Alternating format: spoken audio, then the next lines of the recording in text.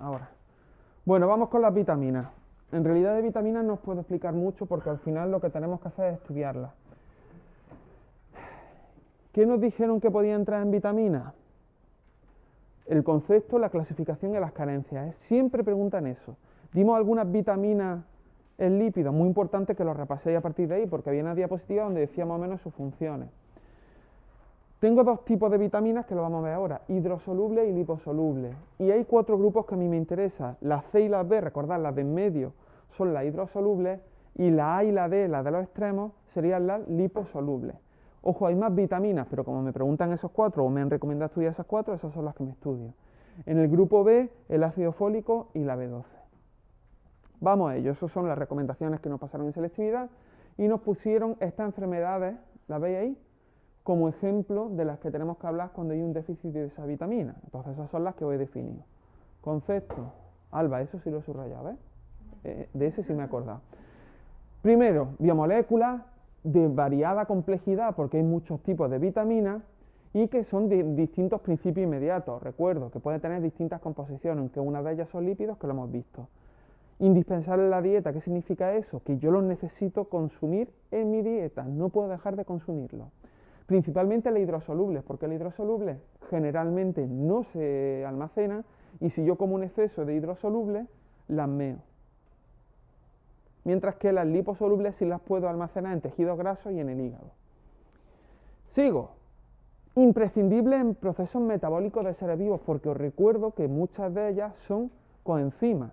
¿Y la coenzima qué era?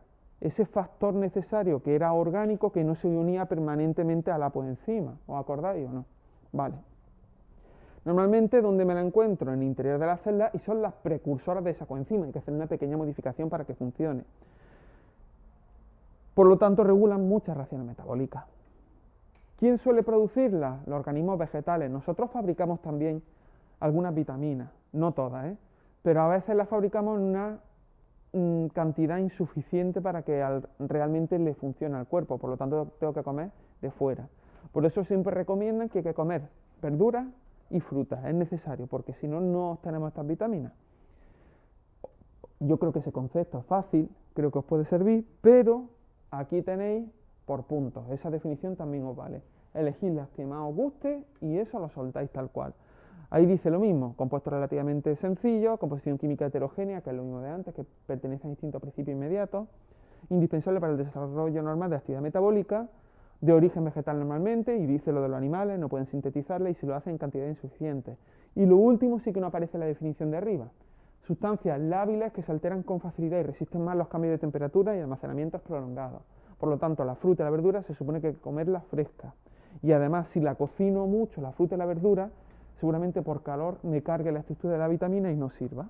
Por lo tanto, hay que comer fruta y verdura fresca sin tratar mucho. ¿Sí? Premio. ¿Qué has dicho, Alba? ¿Que siga? Perfecto, yo sigo. Necesidades y enfermedades carenciales. Tengo un mínimo que tengo que comer. Claro, nosotros no tenemos problema porque vamos al Mercadona al día o a la frutería de mi barrio y puedo comprarlo. Pero en algunos países realmente donde tienen problemas incluso para alimentarse, ¿qué pasa? Que no alcanzan el mínimo de vitaminas necesario para un correcto funcionamiento. Si yo tengo una ausencia de ciertas vitaminas, genera un trastorno metabólico. ¿Por qué metabólico? Porque os recuerdo que muchas de ellas eran coenzimas. Sigo. ¿Cómo se llama ese trastorno? Enfermedad carencial. Y ahora vamos a ver los 3 tipos posibles de enfermedad carencial, más bien 2, porque el otro es una hipervitaminosis. Avitaminosis, ¿qué significa este prefijo de A? Que me falta la vitamina entera, por lo tanto no tengo esa vitamina. Enfermedad carencial por ausencia total, y en algunos casos puede ser mortal. Si yo lo que tengo es una hipovitaminosis, hipo recordad que es bajo, ¿verdad? Me falta vitamina, tengo, pero no la suficiente. Ese déficit también hace que pueda tener cierta enfermedad o un inicio de esa enfermedad y significa que no estoy comiendo suficiente vitamina. Y por último, hipervitaminosis, que tengo un exceso de la vitamina. Esto no es común, no suele pasar. Y si pasa, es con vitaminas liposolubles, que son las que se acumulan, porque ya he dicho que la hidrosoluble, normalmente yo el exceso lo orino y no hay problema ninguno. Voy rápido, pero es que no tiene mucho más. Esto es estudiárselo. os dice dónde se acumulan ciertos órganos, como el hígado y el tejido graso en general. Clasifiquémoslas. Hidrosolubles, te lo dice el nombre, soluble en agua. Estas son las que normalmente son coenzimas. Por lo tanto, como se almacenan en agua, pero yo el exceso lo meo, estas, Carmen, todos los días tengo que comer algo. Tengo que comer fruta de todos los tipos. Estas vitaminas contienen nitrógeno salvo la vitamina C y no se almacenan. Solo hay un tipo de hidrosoluble que sí se almacena en el hígado, que es la B12. Esa sí se puede almacenar a pesar de ser hidrosoluble.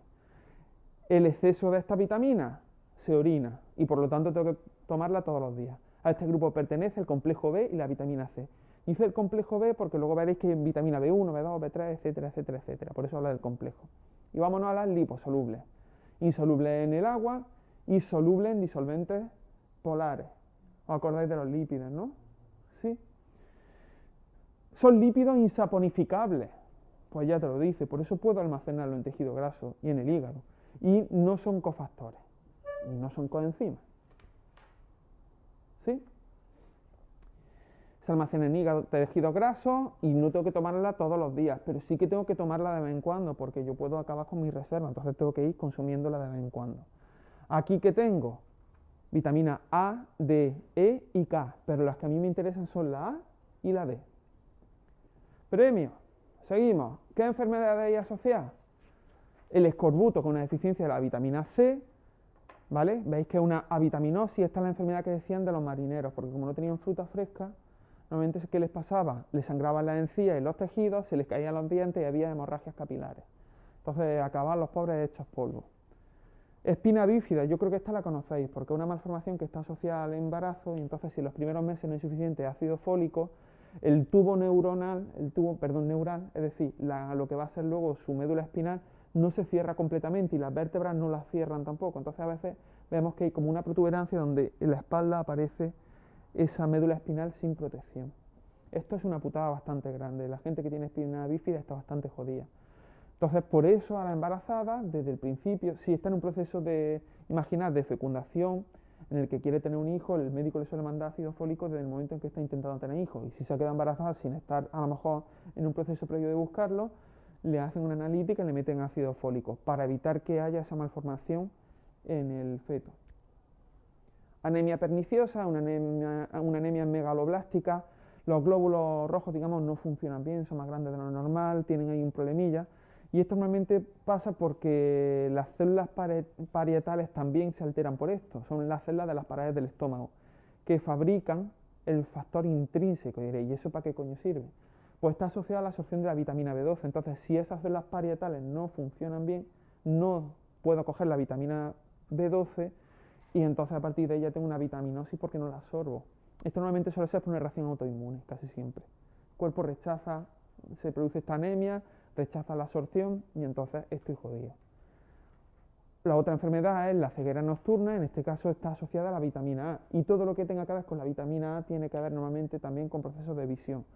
¿Qué pasa? Que como no hay suficiente vitamina A, veo mal cuando hay oscuridad. Entonces no percibo bien la forma. Ya está simplemente una ceguera nocturna. Y por último, no sé si os suena, el raquitismo suena. El raquitismo al final es que no hay un crecimiento adecuado. Normalmente faltan esos nutrientes en el niño, hay una deficiencia de vitamina D y se produce una deformación esquelética. Y esto es el ejemplo típico que ponemos en Los Simpsons. ¿Habéis visto al señor Burns? Que está chepado y con las manitas así hacia adentro y dice excelente. Esa es la forma que tiene una persona que es raquítica. Entonces nunca se estira del todo, nunca tiene... ¿Por qué? Porque hay una deformación en el esqueleto y se ven, los dedos parecen más bien garras porque no pueden estirarse al todo, no han crecido bien. Afecta al cartílago y a los huesos. ¿Por qué? Porque resulta que esta vitamina D está asociada ¿a qué? A la absorción del calcio y el fósforo. Y si entonces no hay vitamina D, no se absorbe bien calcio y fósforo y por lo tanto no aparece en sangre ni se forman bien las estructuras. Aquí os he puesto un cuadrillo o he subrayado, Alba, ¿ves? Este sí lo he subrayado también. Os he marcado las que os interesan, solo las que os interesan, deja fuera la I y la K por si acaso. Pero esto lo he hecho yo en el mío, no en vuestro apunte para que vosotros pintéis lo que queráis en los vuestros y se acabó. Aquí tenéis otra manera de describir la carencia, arriba está más desarrollado, ¿vale? Si os parece más sencillo así, pues lo podéis mirar, eso está bien también. Sí, lo que pasa es que aquí ya vamos a la enfermedad que sí me dice selectividad, que tengo que saber. Aquí os he puesto, pues bueno, un poquito más resumido. En la B1 he puesto el beriberi, que es una degeneración neuronal, es decir, algunas otras enfermedades que afectan a esos grupos de vitaminas. Y aquí sí que es importante y deberíais mirar pues algunas funciones de las vitaminas, porque sí que es verdad que dice en las recomendaciones de selectividad que bueno, que sepas lo que hace la vitamina A, la D, la B1, la B2, la B3, entonces aquí tenéis sus funciones. Pues si ya hemos hablado de que la vitamina A puede estar relacionada con algo de hueso y dientes, bueno, pues vamos a verlo. Y la D, etcétera, etcétera, etcétera. Podemos mirar, ¿vale? ¿Alguna función de las vitaminas del grupo A, B, C y D? Sí. Algunas sí. No todas, porque son muchas las que he puesto ahí. Vale. Aquí. Mira. Vitamina C, ¿no? Formación de huesos, dientes, cartílagos y el mantenimiento del tejido conectivo. Y además es antioxidante. Pues la asocio ¿con qué? Con el escorbuto. Se le caen los dientes, hemorragia, etcétera, etcétera, etcétera.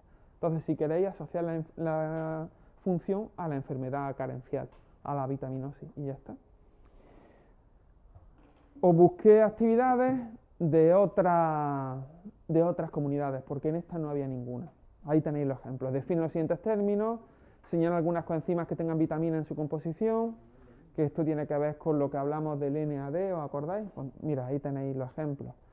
¿Qué son las coenzimas? Bueno, esto más bien lo tenéis explicado. Termino ya, ¿vale? Lo tenéis explicado en el tema de enzimas. Y qué son las vitaminas, porque se denominan así, etcétera, etcétera, etcétera.